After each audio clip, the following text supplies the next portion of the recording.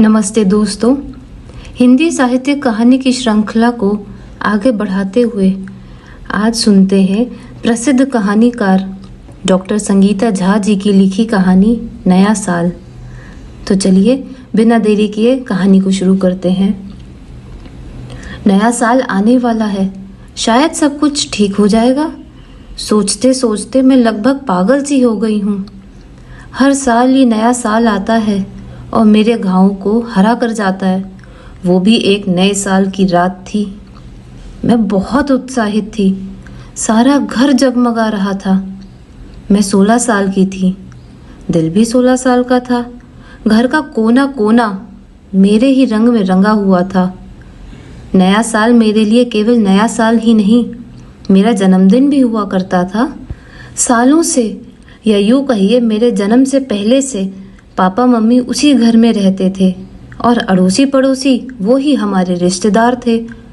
पड़ोस में एक पुलिस के बड़े ऑफिसर की फैमिली रहती थी। साहिब अपनी पोस्टिंग के साथ घूमते रहते, पर मेम साहब वो अपने इकलौते बेटे के साथ यहीं रहती थी। उनकी कोई बेटी नहीं थी, इससे मुझे बेटी जैसा प्यार उनसे भी मिलता था। उनका बेटा मुझसे 4 साल छोटा था और उन दिनों छोटे लड़के से शादी नहीं होती थी। हमेशा कहती, काश तुम मेरे सनी से एक दिन भी छोटी होती तो तुम्हें मैं अपनी बहू बना लेती। मैं तो तब शादी का मतलब सिर्फ नए कपड़े, गहने, अच्छा खाना और कार में घूमना ही समझती थी, तो थोड़ा दुखी ज़रूर हो जाती थी। उनके पति सिन्हा साहब जब भी घर आते, उनके घर से भीनी भीनी परफ्यूम और किचन से मसालों की खुशबू आती। सिन्हा आंटी उन दिनों भी महंगे शैम्पू, कंडीशनर इस्तेमाल करती थीं, जब शिखा काई साबुन ही हमारे लिए सबसे बड़ी लग्जरी हुआ करता था। कुल मिलाकर उनकी ज़िंदगी बड़ा आकर्षित करती थी। उनकी बड़ी सी लाल बत्ती वाली कार, पीछे चलते अर्दली, बड़ी सी बंदूक, सब कुछ परी कथाओं सा लगता था। वहीं मेरा घर एक आम मिडिल क्लास घर था। जन्मदिन पर केक के बदले हलवा और गुल्ला बनता था। वहीं सिन्हा आंटी कभी केक बेक कर रही हैं तो कभी बेक्ड गोभी बनाती हैं। कई बार सहेलियों से सुनकर कुकर में नीचे रेत रखकर बिना अंडे का केक बनाने की कोशिश की तो फ्लॉप शो हो गया। परेशानी यही नहीं रुकी, कुकर जला और सेफ्टी वॉल्व गल गया, वो अलग। सबने कमेंट मारा, कौवा चला हंस की चाल। काश दिल की इच्छा वहीं खत्म हो जाती। बचपन से किशोरी बनने में कई अरमान भी जन्म लेते हैं। मेरी मंजिल तो आईआईटी में प्रवेश लेना है से केक कैसे बने पर अटक गई। खुद पर गुस्सा भी बहुत आ रहा था, लेकिन लाख कोशिशों के बाद भी केक वाली मंजिल नहीं मिली। बहुत सारी चीज़ें थीं जो जेहन में बार बार दस्तक देती थीं। मसलन सिन्हा आंटी का हाउस कोट, तो कभी उनके पति की रौबीली मूछें और ना जाने क्या क्या। कुल मिलाकर दिलो दिमाग में सिन्हा परिवार छाया रहता था। थे तो वो हिंदू, लेकिन क्रिसमस, न्यू ईयर सब कुछ बड़े उत्साह से मनाते थे। ये उस समय की बात है जब मैं जवान हो गई थी। पढ़ाई के साथ साथ शिवानी की नायिकाओं में भी कुछ हद तक अपने को फिट कर देती। सिन्हा आंटी मेरी मित्र ज़्यादा, आंटी कम थी, क्योंकि पति उनके अक्सर दौरे पर रहते और वो पूरी तरह से अपने बेटे सनी के लिए समर्पित थीं। मैं भी अक्सर अपने खाली समय में उनके पास चली जाती, कभी उनके बेटे को पढ़ा देती थी। वो मेरा अच्छा और प्यारा सा छोटा दोस्त था। अक्सर दीदी दीदी कहकर मेरे पास ही आ लिपटा। इससे उसके लिए बनी बनाई नई नई डिशेस मेरे जीवा तक भी पहुंचती थीं। हमारी एक अलग ही दोस्ती थी जो बहुत सी आंखों में खटकती थी कि एक 16 साल की लड़की उसकी 10 साल के लड़के से इतनी दोस्ती। वो रोज मेरे स्कूल से आने की प्रतीक्षा करता। हर दिन एक शरारत उसके दिमाग में रहती। कभी मेरे आने के रास्ते में केले के छिलके, तो कभी दरवाजे के ऊपर पानी से भरा बैलून। मैं या तो गिर जाती या फिर भीग जाती। एक बार तो उसने मेरे बाल सारे हरे रंग के स्केच पेन से रंग दिए। हरा रंग भी सिन्हा आंटी ने अपने खुशबूदार शैम्पू से छुड़ाया। उसके घर पर टिश्यू पेपर का रोल इस्तेमाल में लाया जाता था, एक बार वो रोल उसने मेरी स्कर्ट से चिपका दिया। फिर क्या था, मैं आगे आगे और टिश्यू पेपर का रोल मेरे पीछे पीछे, और घर के लोगों की तो लगातार हंसी चलती रही। मुझे भी उसकी शरारत मेरे जीवन का रूटीन सी लगने लगी। जिस दिन ये ना होता, मुझे पता चल जाता कि सनी महाशय की तबीयत नासाज है। वो भी इसका इल्जाम मुझ पर लगाता कि जरूर मैंने श्राप दिया होगा जिससे वो बीमार हो गया है। सिन्हा आंटी और सनी मेरे जीवन का एक अहम हिस्सा थे।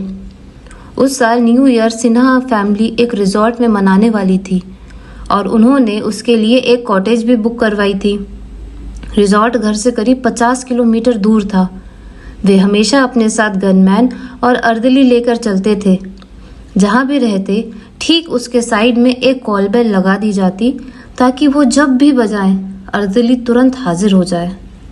सनी ने उनके इस सेलिब्रेशन के लिए मुझे भी साथ चलने की पेशकश की। भाई अंधा क्या चाहे दो आंखें, मैंने भी झट से हामी भर दी। घर से भी कोई मनाही नहीं थी। मिसेज सिन्हा ने रास्ते के लिए और न्यू ईयर के लिए काफ़ी खाने की चीज़ें घर पर ही बनवा ली थी।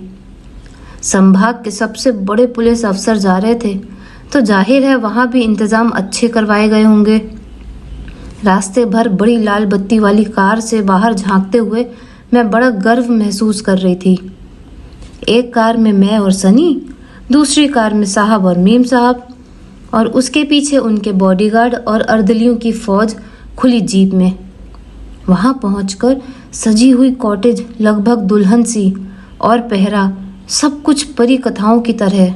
ऐसा न्यू ईयर मैं पहली बार मनाने वाली थी। उन दिनों आज की तरह इतने सारे ना तो आईएएस होते और ना ही आईपीएस अफसर हुआ करते थे, और वो भी आईजी जो पूरे संभाग में एक ही हुआ करते थे। रुतबा ही अलग था। हर इंसान चापलूसी में लगा था। वहाँ कई पुलिस अफसर थे, उनकी अलग अलग कॉटेज थी। सबसे बड़ी और शानदार हमारी थी। मैं तो अलग ही दुनिया में थी और मन ही मन नाच रही थी। सोचा था नाचूंगी, खूब कोका कोला फैंटा पीऊंगी और पनीर काजू की कतली खाऊंगी। सचमुच जैसा सोचा था पार्टी उससे कहीं बढ़कर थी। सिन्हा दंपत्ति के आगे पीछे सब घूम रहे थे। अपनी कॉटेज में जाकर कमरा देखा। बाप रे, ये तो मेरी कल्पनाओं से भी ऊपर था। मखमली गद्दा, साफ सुथरी सफ़ेद चादर, हल्के नीले रंग के कवर, मुलायम तकिया और पलंग के बाजू वाली कॉल बेल। एक बार बजाई तो अर्दली हाजिर। क्या चाहिए बेबी जी? ऐसा भी न्यू ईयर हो सकता है, कभी सोचा ना था। मैंने और सनी ने मन्नू भाई रेल चली और न जाने कौन कौन से गानों पर खूब डांस किया। नाचते वक्त मेरे शरीर का सारा हिस्सा हिल रहा था। एक दो नज़रों को अपने ब्रेस्ट की ओर ललचाई नज़रों से देखता पाया, पर मज़ा इतना आ रहा था कि नज़रअंदाज कर दिया। खूब पेट फटने तक खाना खाया और थक कर चूर हो गई। वापस अपने कमरे में लेटते ही नींद ने कब आ घेरा पता ही नहीं चला। अचानक रात में मुझे अपनी पीठ पर कुछ रेंगता नजर आया। मैं घबरा के उठ गई। देखा तो पाया सिन्हा साहब। वो मेरी पीठ पर हाथ फिरा रहे हैं और लगभग लार टपकाती नज़रों से मुझे देख रहे हैं। मैं बहुत छोटी थी तब ये समझने के लिए, लेकिन मेरी आदर्श और आंटी कम सहेली पीछे खड़ी निहार रही हैं। उनके हाथ अब पीछे से सामने आ गए थे। जिंदगी में किसी पुरुष का ये पहला स्पर्श था, वो भी इतना घिनौना सा। इतनी छोटी भी नहीं थी कि अपनी रक्षा नहीं कर पाती। मैं चिल्लाने लगी तो सिन्हा साहब ने अपने मजबूत हाथों से मेरा मुंह बंद कर दिया। मैं छटपटाने लगी, लेकिन तभी मेरे दिमाग ने काम किया और मैंने बिस्तर से लगी कॉल बेल बजा दी, क्योंकि मेरे हाथ खाली थे और सिन्हा साहब का सारा जोर मेरा मुंह दबाने में था। पूरे कॉटेज में खलबली मच गई। दरबान, अर्दली, गार्ड सब दौड़कर आ गए। सिन्हा साहब दौड़कर अपने कमरे में चले गए। लोगों के सामने श्रीमती सिन्हा ने मुझे गले लगा लिया और जमा हुई फौज से कहने लगी, कुछ नहीं, बेबी डर गई है, शायद कोई डरावना ख्वाब देख लिया है। आप लोग जाइए जाइए जाइए। मैं अब जोर से चिल्लाने लगी, जिससे पास के कमरे से सनी भी आ गया। मैंने उससे अपने पास रुकने की गुजारिश की। मैं चुप रही और सुबह तक बैठी ही रही। मुझे तो वहाँ हर आदमी से डर लग रहा था। उन्हें भी बदनामी का डर था। इससे मुझे दूसरे दिन सुबह ही वहाँ से घर के लिए विदा कर दिया गया। घर पहुंचकर अम्मा को पकड़कर जोर से लिपट कर रोने लगी। अम्मा बहुत ही सीधी और डरपोक भी थी। इससे मुझे धपधपाया और कहा, मैंने कहा था ना, बड़े लोगों से दोस्ती अच्छी नहीं। पढ़ाई में मन लगाओ, किसी को कुछ बताने की ज़रूरत नहीं है। मैं एक दिन में ही ज़रूरत से ज़्यादा बड़ी हो गई और अपनी माँ से भी लगभग कट गई। आज तक उस नए साल का डर मेरे दिलो दिमाग में भरा हुआ है। काश मी टू के साथ आज भी वो भड़ास मैं निकाल पाती। बार बार बेटियां पूछती हैं कि नए साल के नाम से ही मुझे इतनी चिढ़ क्यों है। मैं हर बार चुप्पी साध लेती हूँ और ईश्वर से प्रार्थना करती हूँ कि नया साल सबके जीवन को खुशियों से भर दे। आज सुबह एक पुराने पड़ोसी का फ़ोन आया, नए साल और संक्रांति की बधाई देने के लिए। बातों ही बातों में उसने मुझे बताया कि हमारे पुराने पड़ोसी सिन्हा साहब का देहांत हो गया है। फ़ोन रखते ही मैं जोरों से हंसने लगी, मानो मैंने रावण को मार दिया हो। अब मेरी जिंदगी की एक गठान अपने आप खुल गई और मैं नए साल में दूसरी आशा ने मेरे मन में जन्म लिया कि कोरोना रूपी रावण का भी ज़रूर नाश हो जाएगा, जैसे सिन्हा साहब का कैंसर ने वध किया। तो दोस्तों, आप सुन रहे थे डॉक्टर संगीता झा जी की लिखी कहानी नया साल। आशा करती हूँ आपको ये कहानी पसंद आई हो। अगर पसंद आई है तो अपने विचार कमेंट सेक्शन में लिख के ज़रूर बताएं। मिलते हैं दोबारा एक नई कहानी के साथ। तब तक खुश रहिए, स्वस्थ रहिए।